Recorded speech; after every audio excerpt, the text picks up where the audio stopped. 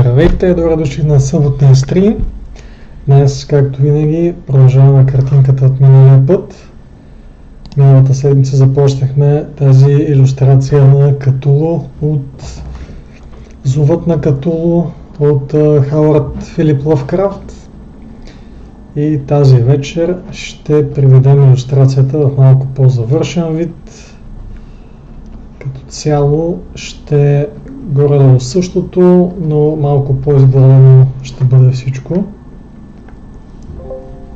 И направо се пускаме в работа. Тук миналия път бях забравил да запълня от дясната страна една ивица и се виждаше сивия фон отдолу. Така че с това ще започна. Тук отляво горе-долу е запълнено. Но да, като цяло няма да има кой знае какви коренни промени в илюстрацията. Всичките елементи ще са каквито са сега. Така че всичко ще бъде само изглаждане на това, което вече имаме.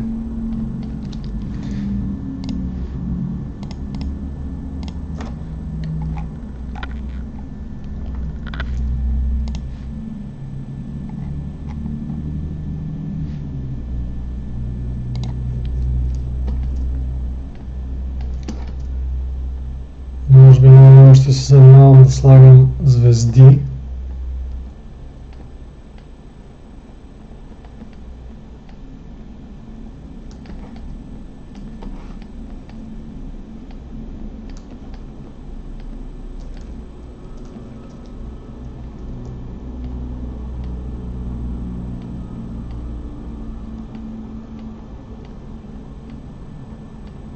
Трябва да има много малки и големи всякакви.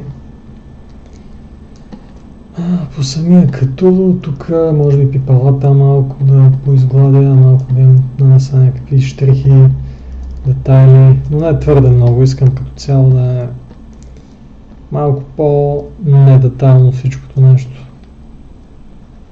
Тук е града, който миналия път си говорихме, че трябва да е с някакви много нетипични, почти невъзможни ъгли, които да отразяват,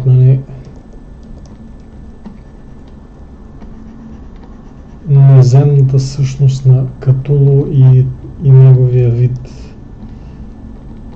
и архитектурата, която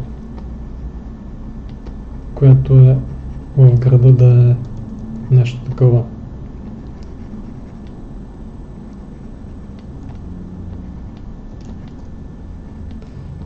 Ще изглежда почти, даже не почти, а направо абстрактно всичкото нещо. Ще изглежда направо грешно, бих казал. От геометрична гледна точка. Малко твърде много залагам на прави ъгли, т.е. на прави линии по-точно, не прави ъгли, но може би ще вкарам малко извивки. Не помня в разказа дали бяха описани така като цяло града и всичките му елементи.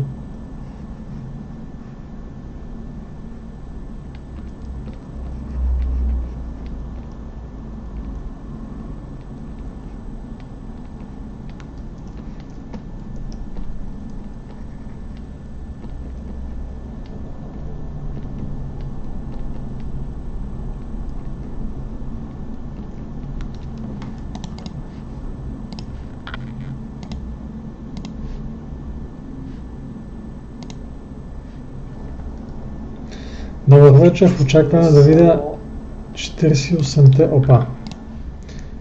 вкуса на бездната, които уважаемия Катулу предлага. Аспарух Димов. Ще ги видим всичките вкусове на бездната и даже някои, които ги няма. и за които нямаме вкусови рецептори.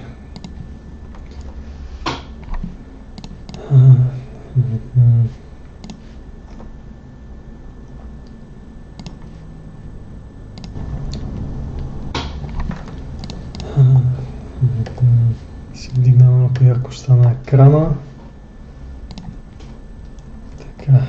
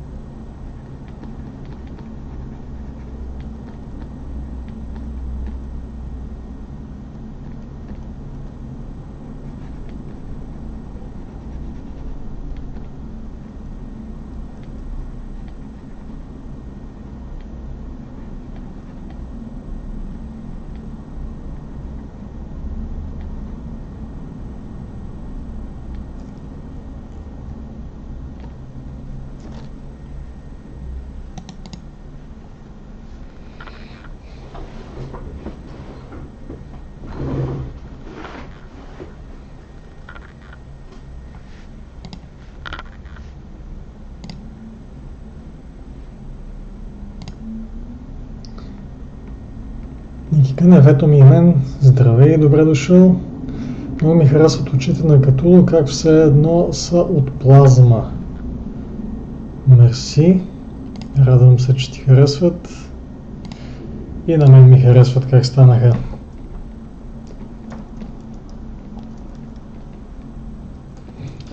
Не знам дали целях точно да изглеждат като плазма, но така се получи. Знаех, че не искам да са нормални очи. Между другото, мина ми през ума да ги направя кръгли. Ако направим нещо такова.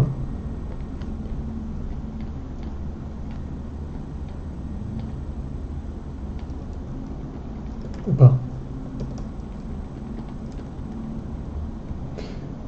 Така изглежда сякаш малко по-зловещо, ама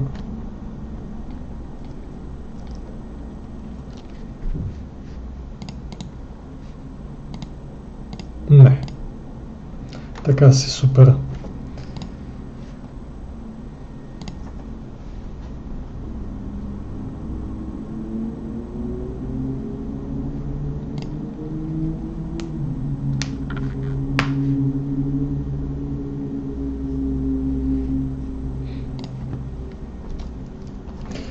Да, тук в този стрим няма да има много ново рисуване, защото просто всичко, което исках да сложа в картинката, вече го имаше от първата версия и сега наистина остава само да доизгладя каквото е останало, което е така най-досадната и може би скучната част от рисуването. Но поне тази картинка ще е доста по-завършена от повечето картини, които рисувам в стримовете, защото ще имам време днес да се занимавам само с довършителни работи, докато в предишните стримове имаше така и на второто сядане имаше доста елементи, които трябваше да се добавят или да се дорисуват, като космическата битка и даже и Дракона не бих казал, че е на 100% завършен, но нали, сега казвам, че целта на тия стримове е да видя дали мога да направя завършена илюстрация за 4 часа горе-долу, плюс-минус. Нали. Така че както и гигерзилата също, нали, ако питате мене, има какво да се пипне още, но това е, за 2 стрима толкова. Докато тук имам, ето още горе-долу час и половина да се занимавам само с тия дреболийки, които по принцип не би останало време за тях. Ако сега, например, трябваше да измислям как да изглежда града или да рисувам пипалата едно по едно, или очите на Катуло да измислям как да изглеждат. Но това все пак е доста по-проста илюстрация в сравнение с някои от предишните ми. Така че много подходяща за лайвстрим. Проста, но ефективна, без много елементи, без много сложноти. Като е обърнана обратно, сякаш леко килва на една страна. Но не е достатъчно, че да... Не знам, може би и това око ще го завъртя.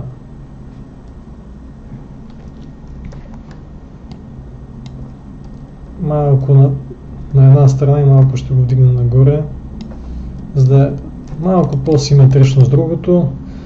Аз казах миналия път, че не искам 100% симетрия. Само че хоризонта тук на морето, в средата на който е града, ако пусна една линия така, изобщо не е окей, а това понеже е хоризонт, трябва да е идеален, така че може би ще направя, може би от тази линия тук ще пусна една черта. Окей, не е... Това проблема е тук по-скоро. Двата краища двете краища на хоризонта са горе-долу на една линия, но между тях има разни издатини и вдлъбнатини, които не трябва да ги има в хоризонт. Хоризонта не е нещо, което може така да го оставим несиметрично като живите неща. Или каквото е като, дали се брои за живо, дали е живот, форма на живот, нещо друго, никой не знае. Но да, особено хоризонта, нали, като няма на него някакъв релеф, като е просто вода, трябва да си абсолютно плосък.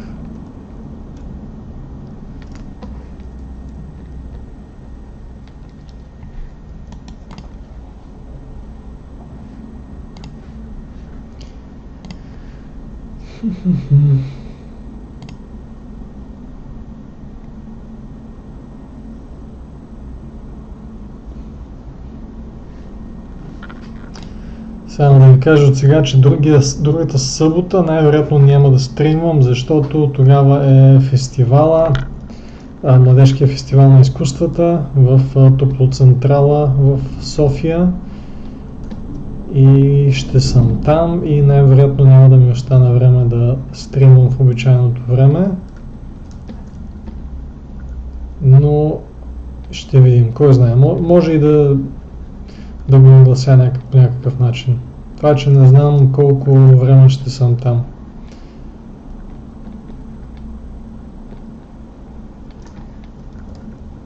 Тук в града правя някакви по-бледи елементи, които ще са на по-заден фон, защото така като всичкото е с едни и същи стойности, т.е. един и същи контраст и изглежда сякаш града е плосък.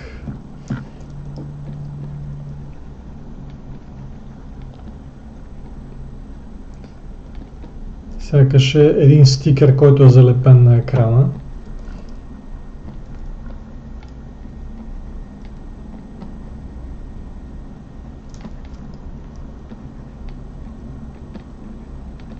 Което не е окей.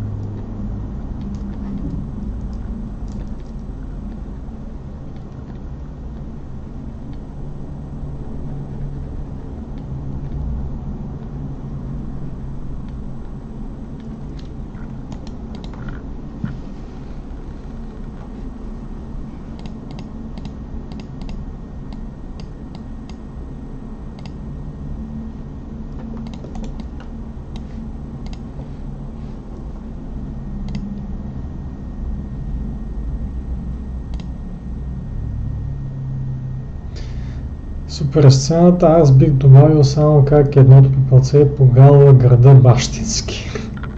Но дали би го направил, никой не е доживял да потвърди.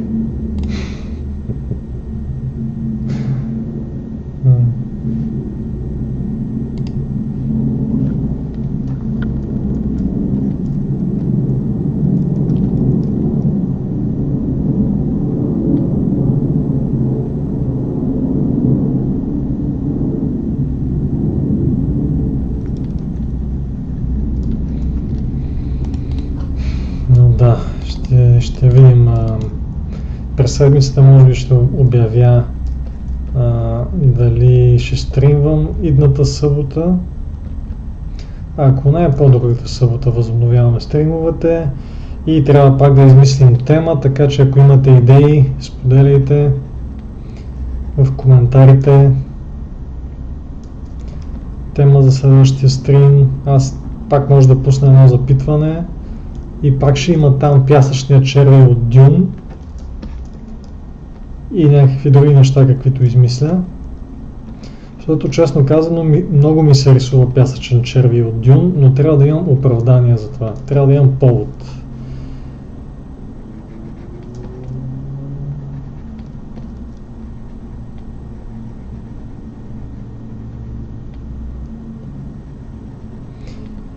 Хрумна ми дали да направим пак смесица между стилове, примерно пясъчен червей от Дюн, ама в стила на Гигър.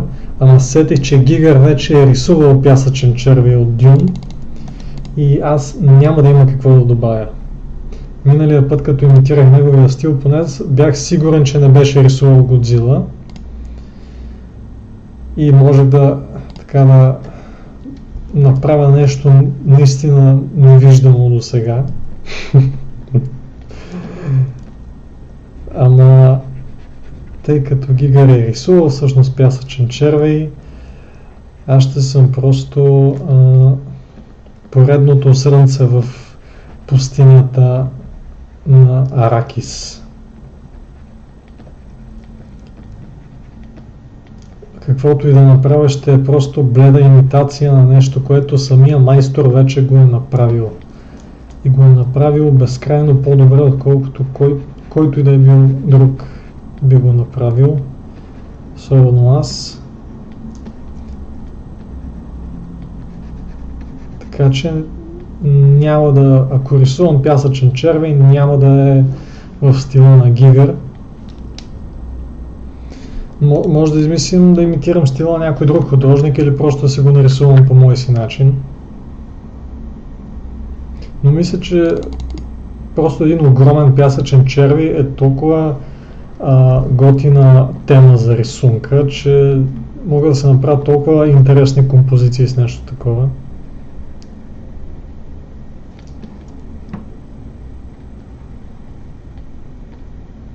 Че ще е срамота да не го нарисувам поне веднъж на лайвстрим.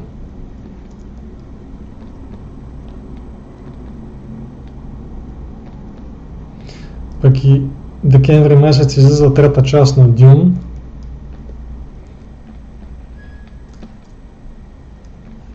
Но може и да не чакаме до тогава, за да нарисувам червей. Може и по-рано да стане. Кой знае. Ще видим.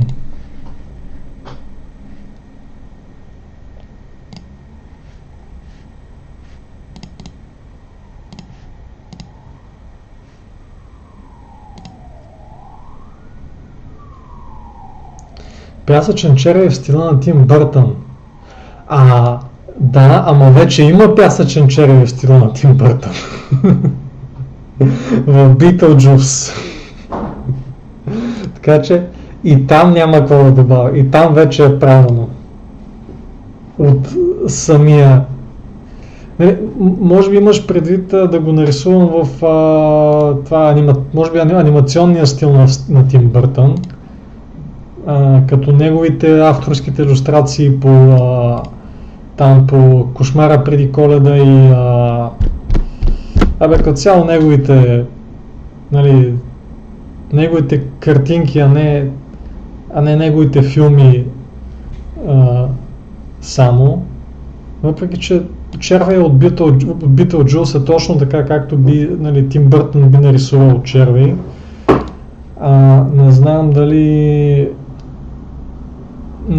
той е правил дизайна лично, може да не е той, но си е баш негов стил.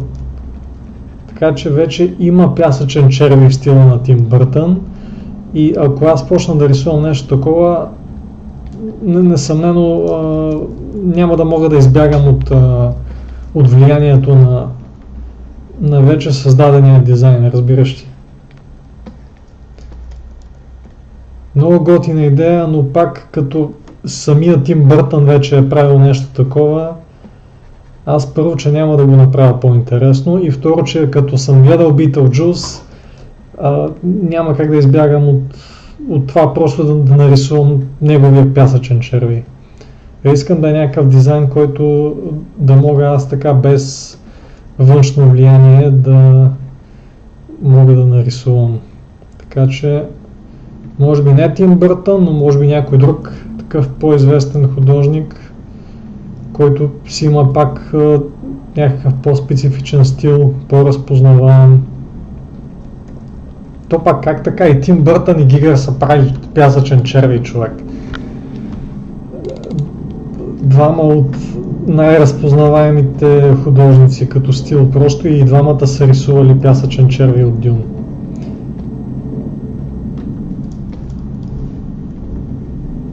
Сега не се сещам за друг художник. Ако помисля малко ще се сетя, но някой дето да е пак като Гигър и Бъртън, да си има свой мега разпознаваем стил и да не е рисувал пясъчен червей вече.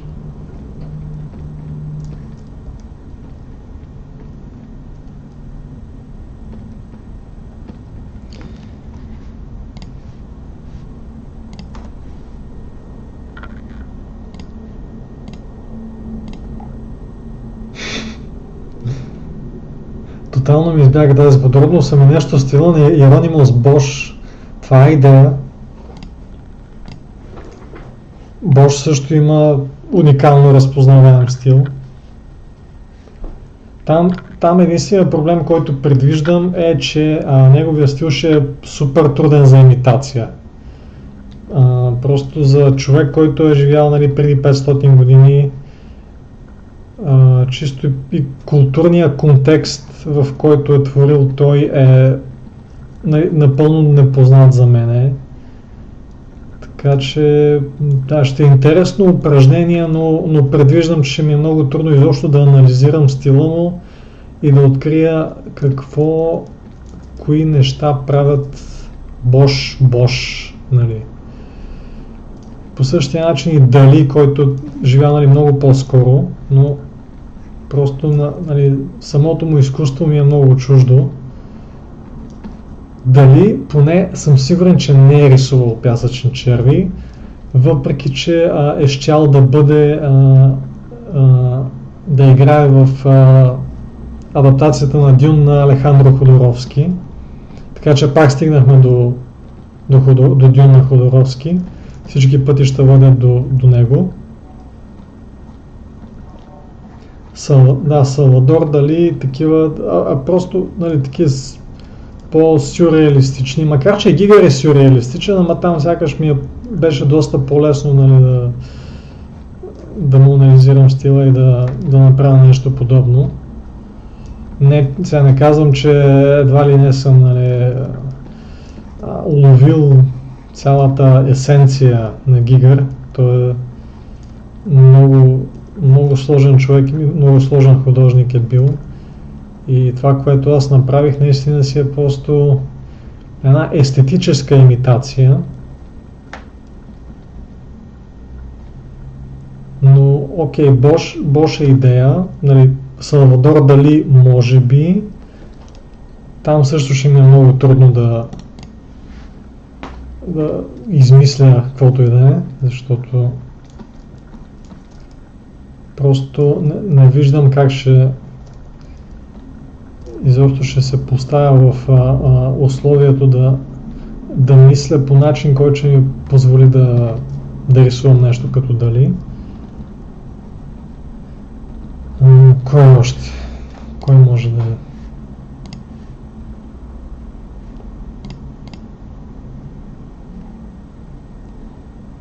Пясъчен червей е стила на Микеланджело. Някакво такова ренесансово пак. Той Микеланджело пък мисъл, ако не си гледал повече такива ренесансови картини и скулптури, много разлика няма да правиш между Микеланджело и Леонардо и всичките костенурки нинджа.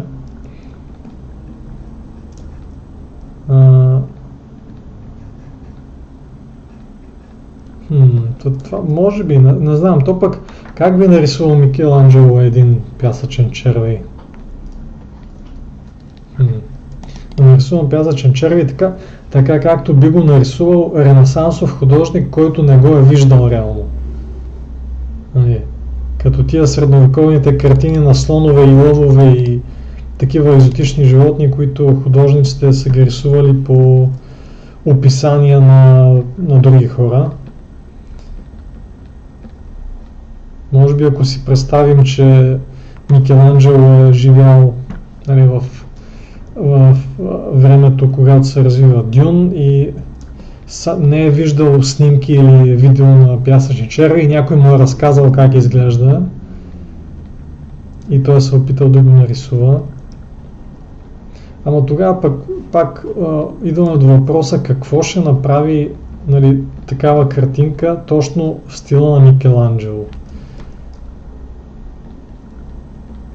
Неговия стил сякаш не е чак толкова разпознаваем като на Бош, на Гигър, на Дали. Аз и да нарисувам нещо такова, то ще е по-скоро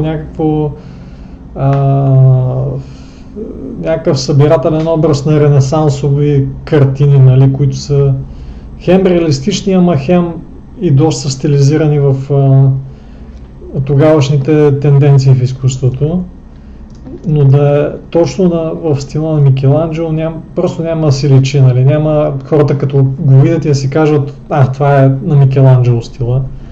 Докато на Гигър веднага, нали, който го знае, ще го разпознае.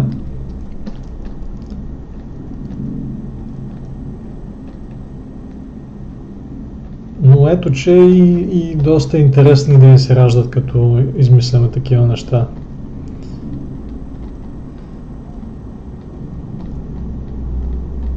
Пясъчен червей в стила на Добромир Томов. Айде да видим, който знае кой е Добромир Томов и стила му, да видим дали ще се сети. Как би изглеждал пясъчен червей в стила на Добромир Томов?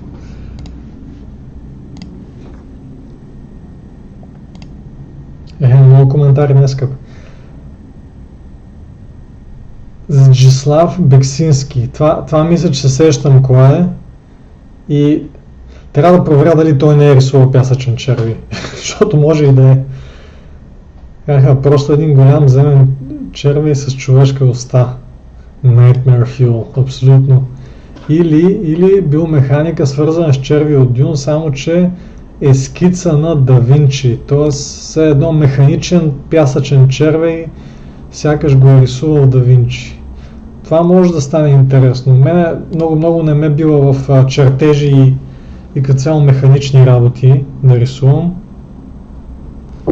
Но може идея е, определено ще го запомним. Между другото трябва да си ги записвам тия работи, защото Фейсбука ми 3 стримовете са 30 дена. И ако мине, нали, един месец след този стрим и не помня тия идеи, ще бъдат загубени завинаги. Но е напълно възможно да се сетим пак за тях в някой бъдещ стрим. Да ги забравим и да ги преоткрием наново, защото просто мисленето ни е такова. И примерно аз казвам днес ще си ги запиша тия идеи на един файл, след това не го правя, минават се месец, 2, 3, 4 и следва, дали, тогавашния стрим, ето рисувам, примерно, да не знам, рисувам, примерно, пак нещо от Lovecraft и пак казвам, нали, трябва да измислим за следващия стрим тема и някой подхваща, айде пясъчен червей от Дюн в стила на Иеронимус Бош.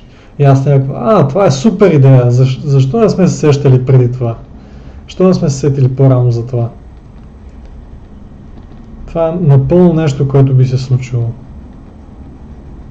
И би било много забавно всъщност. Понеже аз...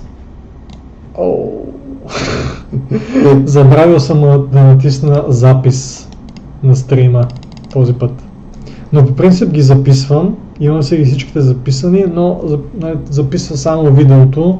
Коментарите от Facebook са си във Facebook и щом стрима бъде изтрит от страницата ми и коментарите си заминават.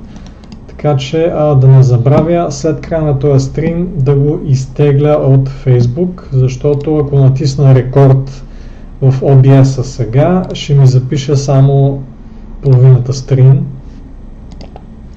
Просто бях доста разсеян днеска. Theodore Kovac, hello, hi my man. We're just discussing topics for the next stream, and one of the topics of discussion was a sandworm from the Dune universe, and we kinda made some suggestions with the other guys here in the comments to choose a famous artist whose style I will try to imitate and make a new design for the sandworm from Dune in a similar way to when I designed Godzilla in the style of H.R. Giger some weeks ago, maybe months, and they suggested Hieronymus Bosch. Actually, do you pronounce the H in English? I haven't heard his name pronounced in English in a long time, so. But yeah, Bosch, the medieval surrealist kind of freaky guy who made the Garden of the Lights and a bunch of other weird paintings that kind of have this really recognizable style. Also, maybe Dali. And who else? The Polish guy, Zdzisław Beksinski, who also has a really recognizable art style. So if you have any suggestions for the topic of my next live stream, and especially if you have any ideas about what little twist to add to the stream in case I decide to make a new design for the sandworms from Dune, because that's a topic that I've had on my mind for quite a while, and I really want to draw a sandworm. I think it would be really cool. It has great potential for lots of cool and interesting paintings to be made based on Dune and the sandworms in particular.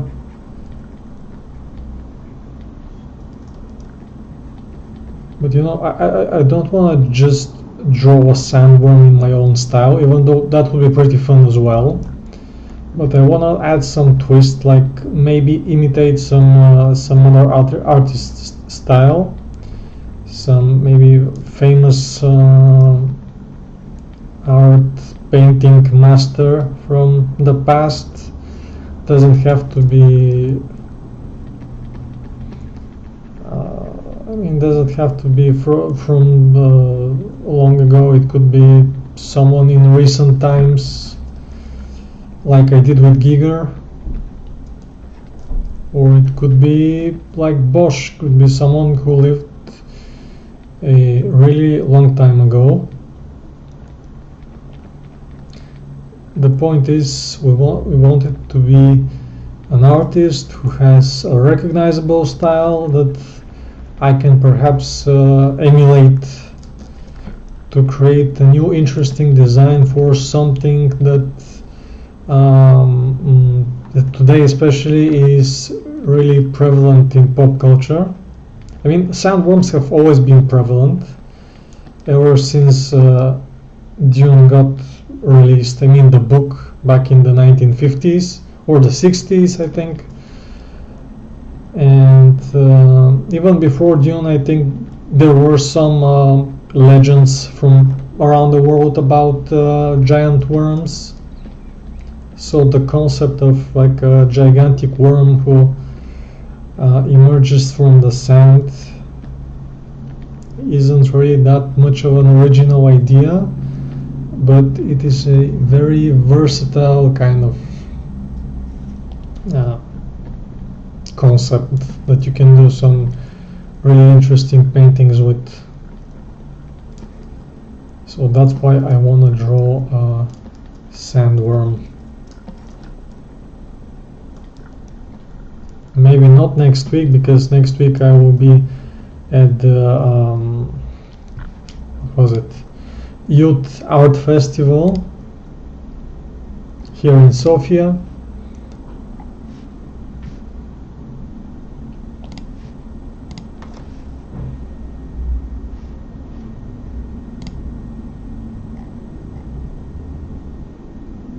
A Beksinski sandworm would be lit, absolutely.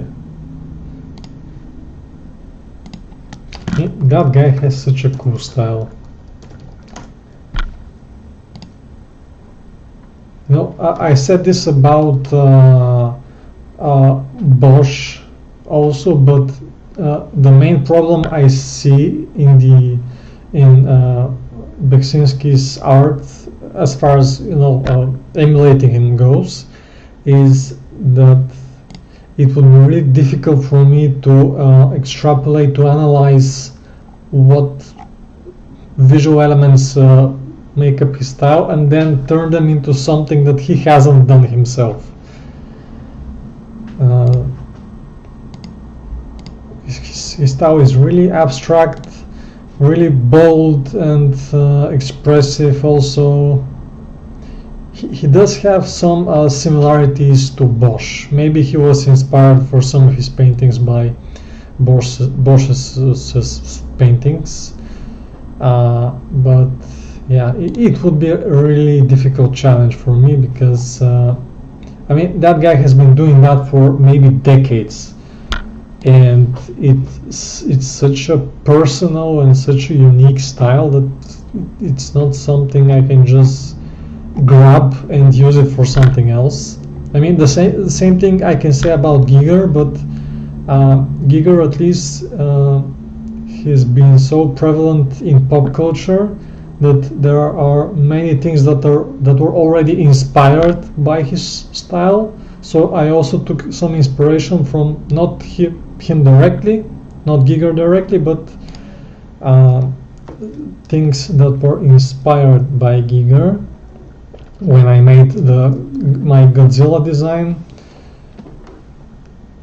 So I mean, I don't know, I don't really know how to describe it, but Giger was maybe much more easy to emulate than Beksinski seems to be. Although I could be wrong, I mean, I haven't tried yet. So maybe if I spend the whole day just looking at his paintings and trying to analyze, what I'm seeing, what are some visual elements that persist throughout his most of his paintings, and maybe I can reach some conclusion as to how to design a sandworm based on his style, but we'll see.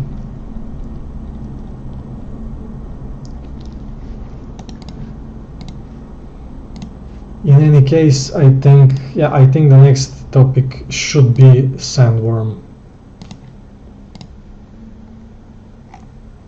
It just gotta be.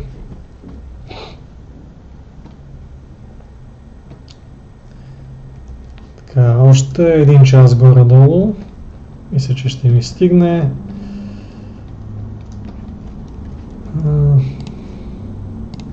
Така че да, ако не другата събота, по-другата събота трябва вече да нарисувам един пясъчен червей.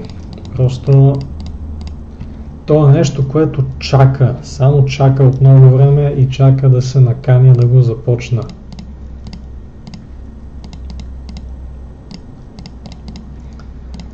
Знам, че не всеки е фен на Дюн, може би не всеки е даже фен на червейте като концепция, може би не ги кефи, но такова нещо просто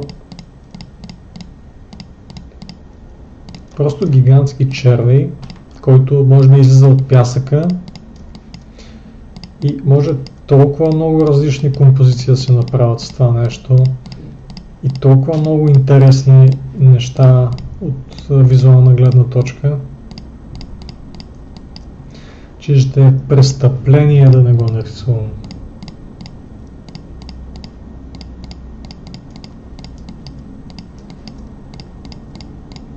честно казано, за момента нямам по-интересни идеи.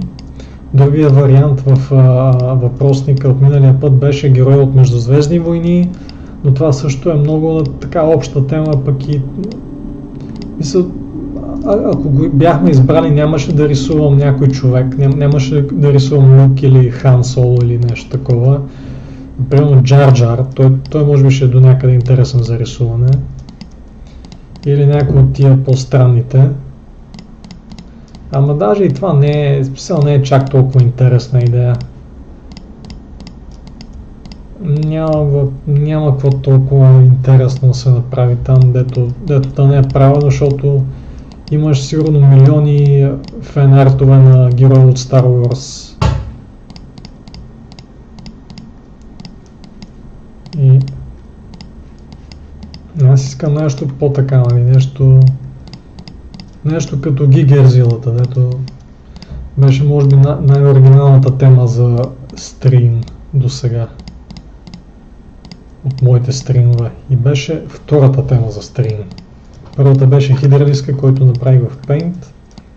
След това веднага беше Гигерзилата. След това малко по-банални теми, като Дракона и гигантската Несепи, гигантския калмар и космическата битка. Окей, теми, готини неща се получиха. Ами ако го направиш като гравюра, примерно като нещо известно на Гюстав Доре.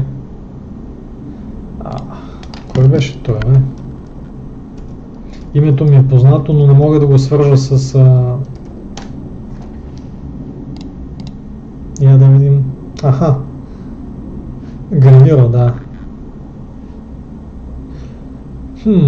Това е доста интересен стил, който... Да, определено съм виждал негови неща.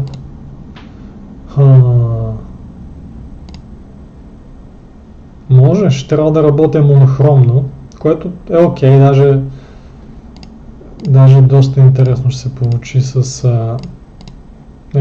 черно на бяло, така да се каже, черно-бяло. И да го накарам да изглежда като гравюра, може, това ще е интересно. Имаше в този новия Дюн, нали, на Вилньов, имаше една стенна гравюра на пясъчен червей, дето, нали, не беше баш като на Доре, но имаше нещо подобно във филма, но пак може би мога да направя нещо по-различно, пак със същата идея. If I would to recommend another artist to emulate an art style, it would be Creature Box. They have a cool stylized art style. Let's see them. Creature Box. Are they like a collective, a YouTube channel, or is it one? Oh wait, I've seen this. Is it one artist or a bunch of artists? Creature Box, the monstrous book collection. Yeah, I have seen stuff from Creature Box, but I didn't really know like that they're called Creature Box until now. Yeah, definitely really bold, really cool, and very nice shape language. Like the shapes they use, just really cool and striking. I don't know if I'll be able to emulate this exact style. Like I could try. It's definitely an idea.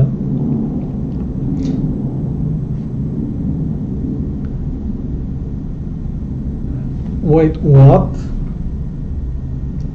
Facebook actually adds like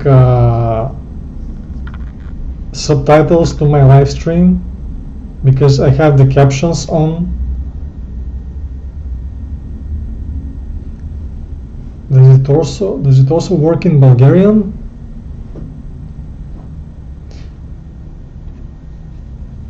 Това дали става и на български, да има субтитри, защото звука ми не е от най-добрите, но я да видим. Не, май само на английски става. Айде бе, толкова време има, в смисъл, Facebook на български и не са добавили софтуер, който да ти нали, пише в реално време субтитри на български, докато говориш. А на английски има. И то са доста точни, в смисъл нямаше много грешки.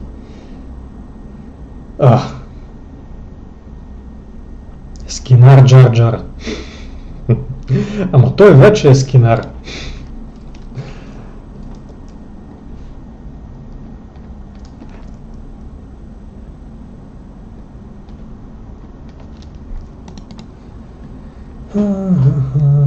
Има време още, има. Има време да се лигавя и да си дялкам тук най-различни древолийки. Но да, днеска сме готови с тази картинка. Днеска това ще е края.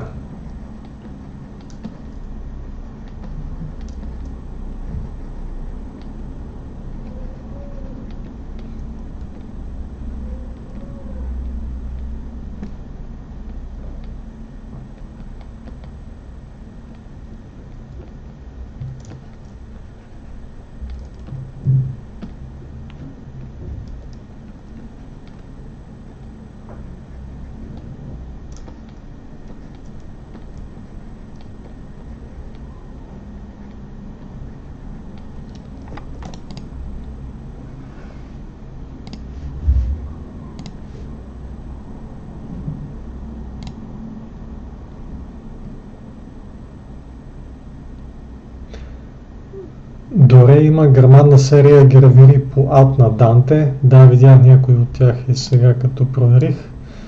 Да, само на английски са субтитрите.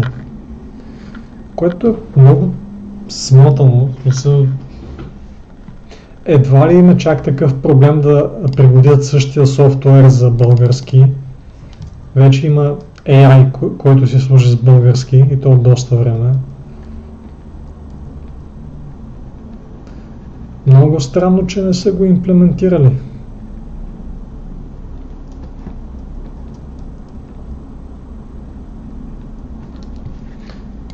И да, просто постоянно трябва да презареждам лайвстрима, защото не ми излизат в реално време коментарите, което също е много смотано.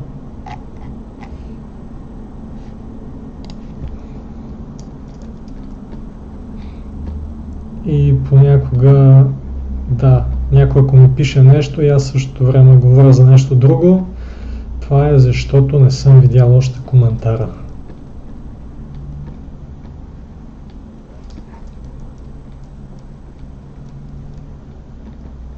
Веднъж да си оправя смотания YouTube и като преместя стримовете там, всичко ще стане много по-гладко.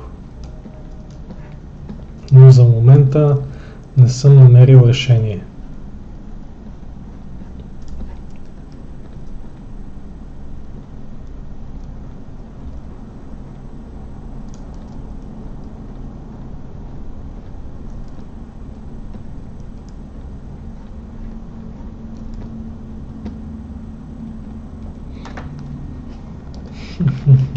Крилата са малко килнати на една страна и те, но майната му няма да...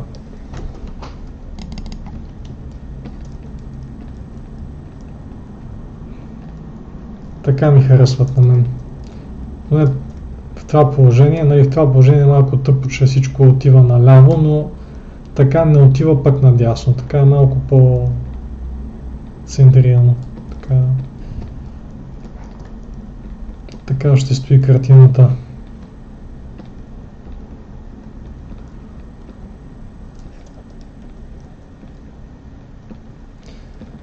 Но да, принципно ми харесва като рисуваме на стрима нещо популярно и като например, нали, Годзила в стила на Гигър Или гигантския калмар, дето беше вдъхновен от 20 000 левги под водата. Нещо такова, което не е, което до някъде свързано с поп културата, ама някакво по-така, нали, малко по-нишово, не е примерно Междузвездни войни. Особено ако е някаква по-класическа литература, такава, нали, като Лъвкрафт и Жюл Верн.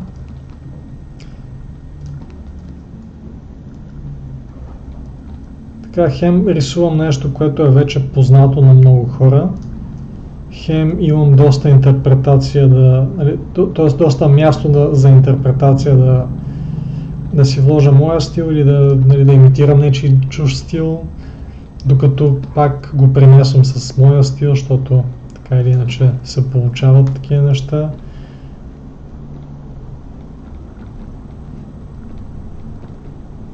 Така че може би, освен пясъчния червей, може и да знам, може Дракула да нарисувам някой път. Или пак нещо от някоя известна история, някакво... Може Война на световете, може да нарисувам един трипод от Войната на световете. Или какво да бъде, не знам. Пак някакви такива работи. Мисля, че тия точно се получават най-интересно.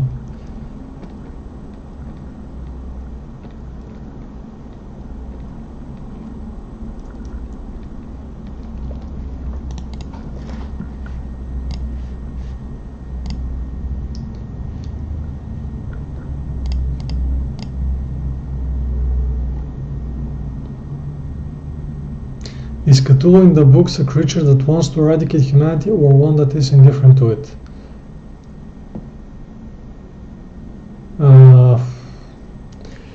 I mean, I have to read the short story again, but I think he doesn't care much about humanity, although he does chase a bunch of humans at the end of the story when they suddenly awoke him from his slumber in his ancient city.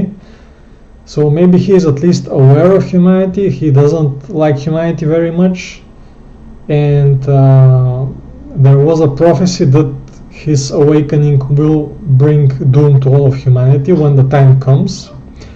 But I think the implication is that that's not his main goal. He has goals that are way beyond human understanding.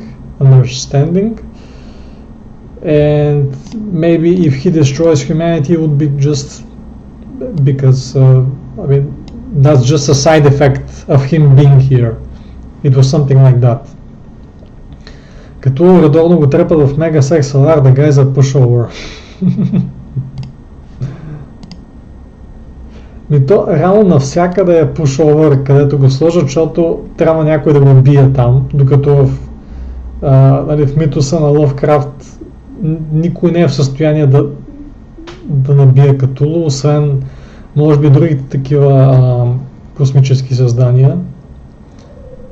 Сцена от Войната на световете, но като играчки в детска стая, примерно срещу Army Man.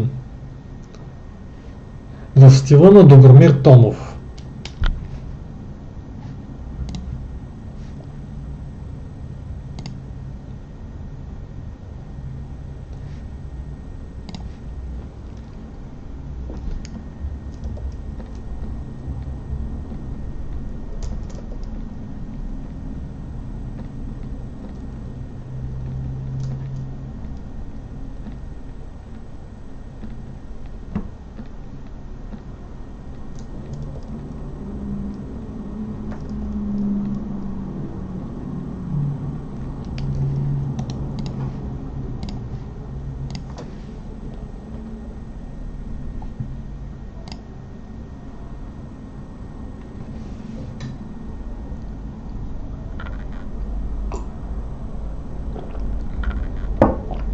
Чакай, нещо съм пропуснал. Погледни го така, английски се говори в 88 страни, български в близо една. Така е, но пак си мисля, че за софтуерния отдел на Мета едно няма нищо да добавят алгоритъм, който да ти сканира българска реч и да я преписва като субтитри. Едва ли го има само за български, сигурно го има и за други езици, не знам.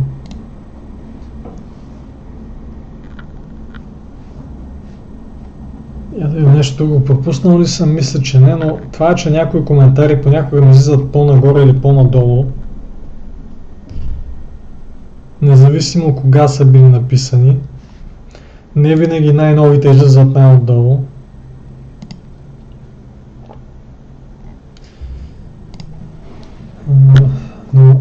Също може някой път да нарисувам и други същества от митоса на Лъвкрафт.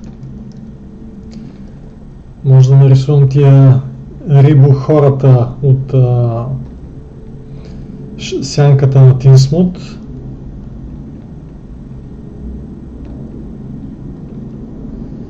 Дето се раждат като нормални хора и живеят като нормални хора, но по някое време почват примерно да им растат хрилее, очите им стават и такива, кожата им става люспеста и мазна и по някое време се превръщат в такива хибриди между човек и риба и си отиват в морето да живеят с други такива свои себеподобни.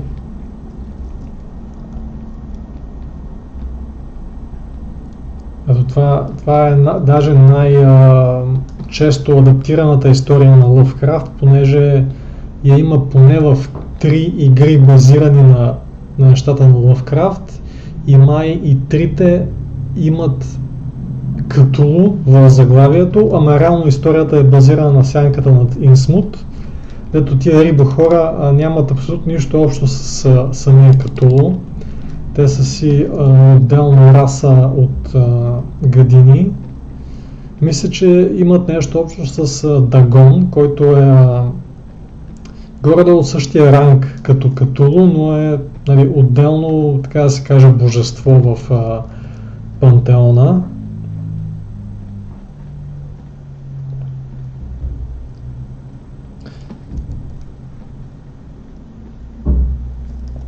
И да.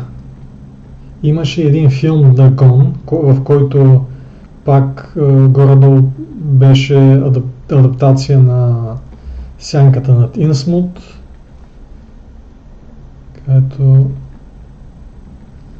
имаш тия странни хора, които поначало са нормални и постепенно с течение на годината стават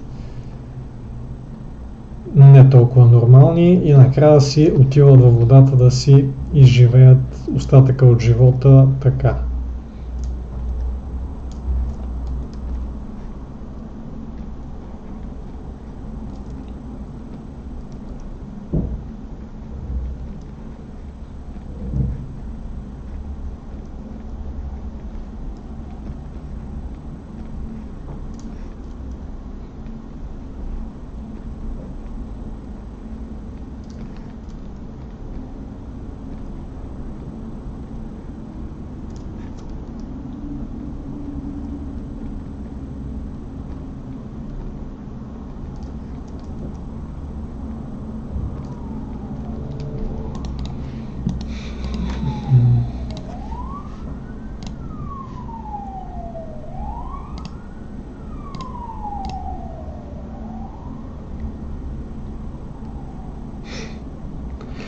Жителите на Инсмут на почивка в Китен беше идея от предишния стрим. Да, това го помня.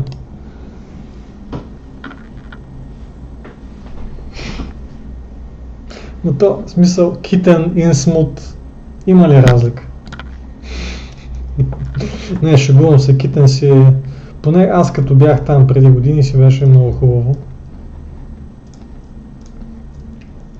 Може би българския Инсмут трябва да е Несебър, който също, аз като бях там си беше много хубав град. Принципно по целия му вайб, така да се каже, малко бие на Инсмут. Това може да се каже, може би за всички крайбрежни градове по света, но имам чувството, че Несебър, нали, ако трябва да адаптираме Инсмут тук някъде в България, трябва да е в Несебър. Който, нали, не е точно някакво малко рибарско грабче, ама не е много голям град. Така че, примерно ако правим филм базиран на сянката на Инсмут, може спокойно да го снимаме в стария град в Несебър и никой няма да забележи, че не е реален такъв американски град на име Инсмут.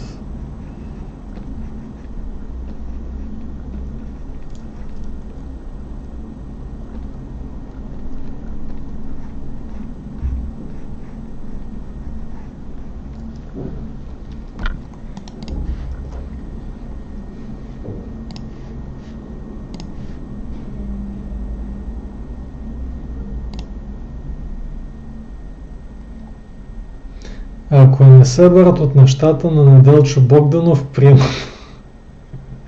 Знаеш ли какво? Нещо на Лъвкрафт в стила на Неделчо Богданов би си паснало. Като цяло Българ, цялата обстановка там в анимацията имаше доста лъвкрафтски усет някакси. Въпреки че беше комедия и си беше, нали, българската действителност, там български стереотипи, цялото нещо много биеше на Лъвкрафт понякога.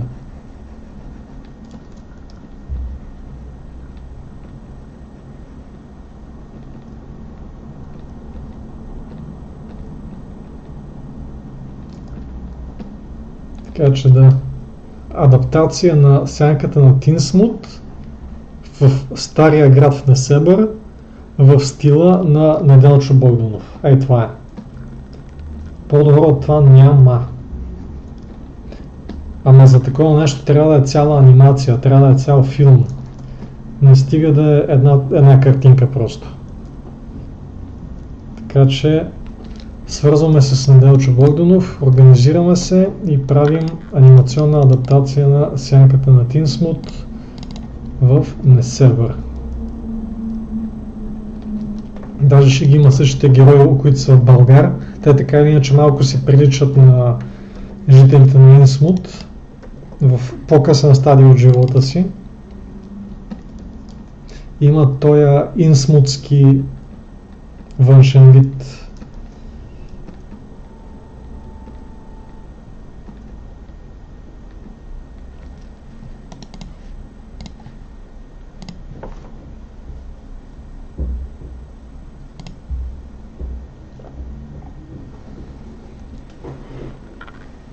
Особено самия Българ, и имаше един, кой беше това? Геннади ли беше? Онуфри имаше един герой, дето си беше кореняк гражданин на Инсмут просто.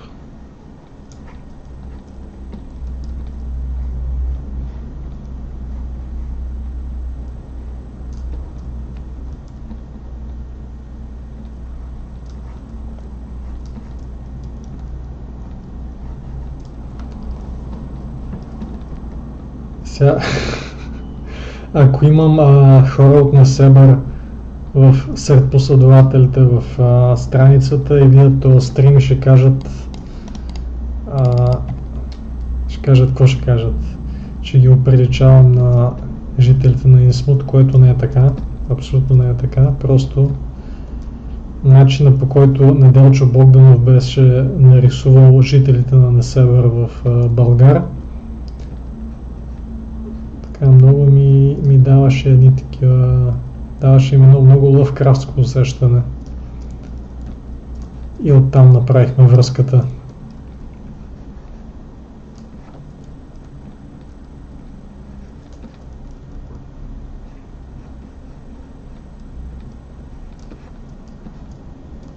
Знаеш, Лъвкрафт, ако беше посетил Несебър едно време,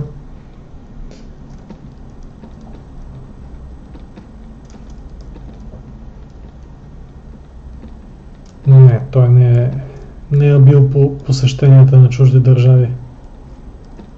но щеше много да се изплаши и щеше много да се вдъхнови за други такива подобни истории. Не защото има от какво да се изплаши човек в Несебър, а защото просто Лъвкрафт е бил човек, който много го е плашило чуждото като цяло и екзотичното, нали, от негова гледна точка. За един американец по-екзотично от малка балканска държава едва ли има.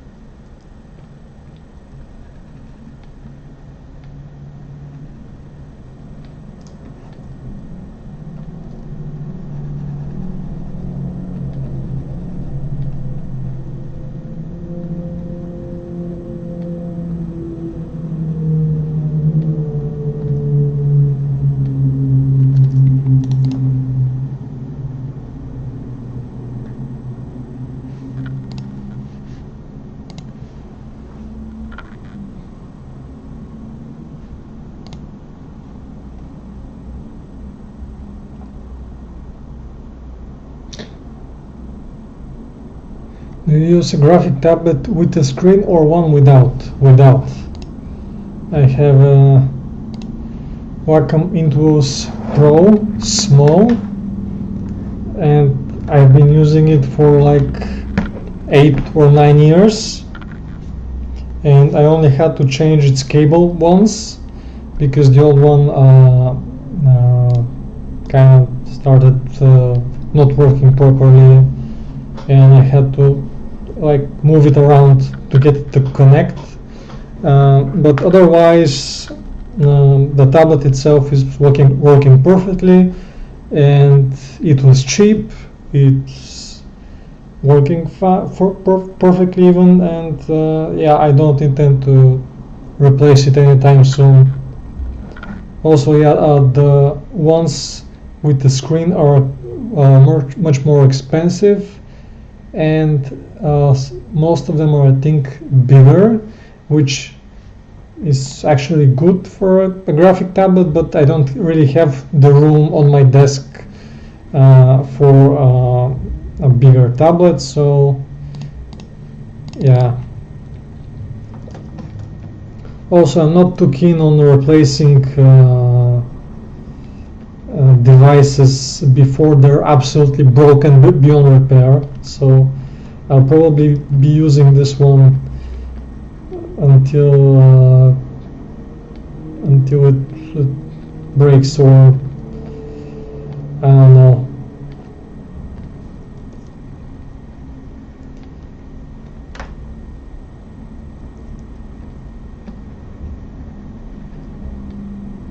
Also, I think graphic tablets with a screen like Cintiq and whatnot, you can't really use them flat on your desk, because then you'll be doing like this all the time, and your neck will be completely broken after a few months, which is another problem that I'd like to avoid.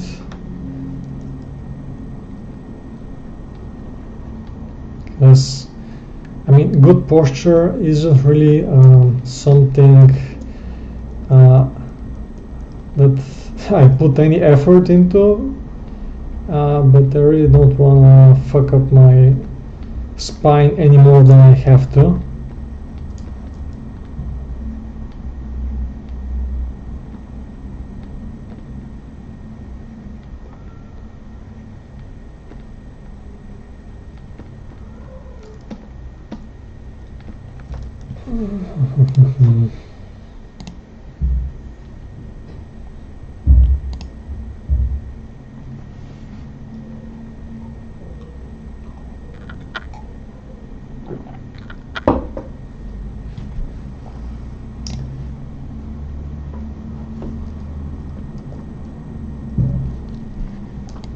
Честно казано, картинката е що годе готова. Този град мога цяла вечност да го дялкам и пак няма да съм доволен.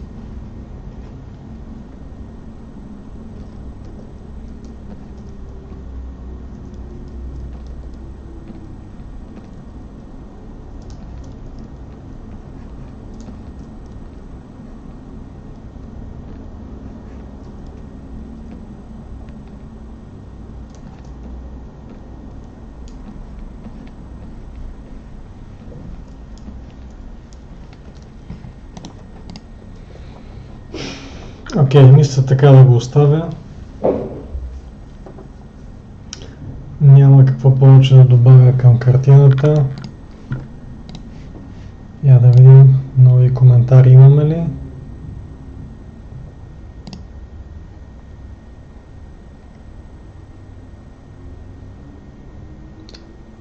Окей.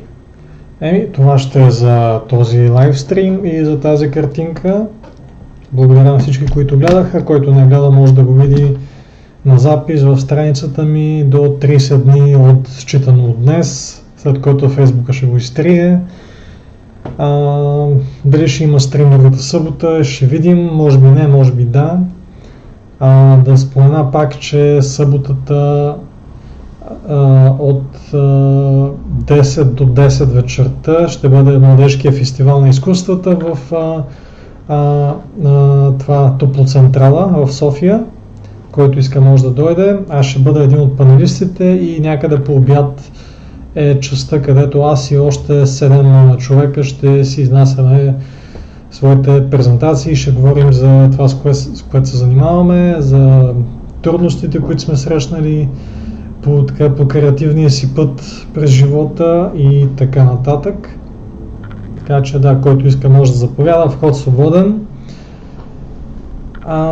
Предлагайте, ако сетите още теми за стримовете и в общи линии това е. Ще се видим, може би от другата събота, вероятно не, но може и да измислим нещо, така че ще видим. И да, лека вечер ви пожелавам и до нови срещи.